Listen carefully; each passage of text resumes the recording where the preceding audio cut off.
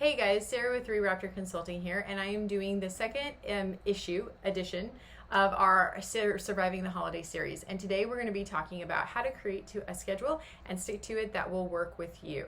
So first we're going to play a little game of how many times my puppy pops in during this video. Selena and photobombs it or sings a song to us. She's being very active today, so that is why I don't have my backdrop up. So that'll add some cheer to our holiday video. So it seems like when the holiday season starts, and I always say that really starts about Halloween and goes to New Year's. It seems like that's when we're the busiest. First thing that I do is sit down with my entire family and we identify on our schedule when we're celebrating each birthday and when we're celebrating each holiday. Because remember, in my family, our personal life, it's a little bit more hectic this time of year because between Thanksgiving and Christmas, we have my husband's birthday, my daughter's birthday, and my birthday. So we have a lot to cram into about a 6-week period. So the first thing we do is decide when we're celebrating everybody's birthday. Then from there, we decide when we're going to celebrate, and we identify then from that what our free time is that we are available should a holiday party come up. So we know if we want to get together with friends to celebrate, like last night we celebrated our Friendsgiving.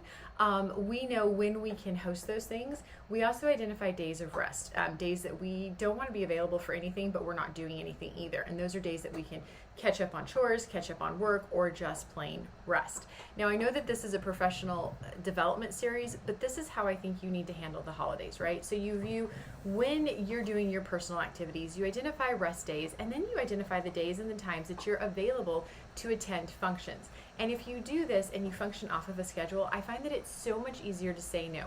One, it puts you and your significant other or spouse on the same page instantly, so you guys can respond without talking to each other sometimes, or you might need to talk just to confirm that you haven't double booked an evening. But it gives you guys a way out where you could say, oh, thank you so much for that invitation, but that's the day we're celebrating with our family. And that's a very honest, respectable answer that will not or should not cause you any grief in the professional world.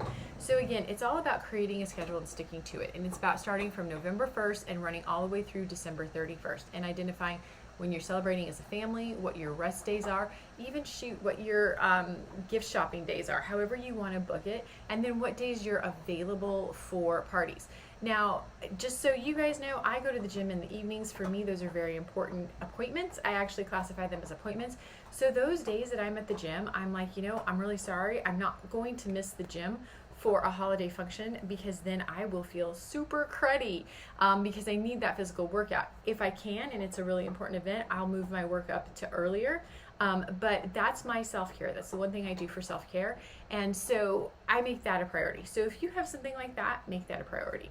My husband and I also take art classes, and we tend to have 2 Saturdays in December that we are working to finish Christmas projects up in that art class. Again, we make those a priority because we both love to do art. So it's really building a schedule, what works for you, what doesn't work for you, and then identifying how many evenings or days you can dedicate to holiday gatherings. Now, at all possible, I've been noticing, for me at least, it seems like holiday parties are moving to lunch hours, and I'm really encouraging that because we've all got to eat lunch, and if we miss a couple hours of work, that's a little bit easier sometimes to deal with than it is to rearrange our evenings, especially when you've got little ones. My daughter's about to be 18, I'm in a different boat, but I remember when I had to worry about what time I got her to bed and if I was home to tuck her in. So create a schedule, identify when you're available, and no matter what, stick to that. And do that before you start RSVPing to any holiday gatherings. Now, if you're single, without a significant other, and without a child, I still encourage you to do this schedule because your time is just as valuable as everybody else's time. And you need your days of rest and you need your self-care just as much as we do. So please, please don't fall into that boat of, oh, well, you're single, you don't have the responsibilities that I do.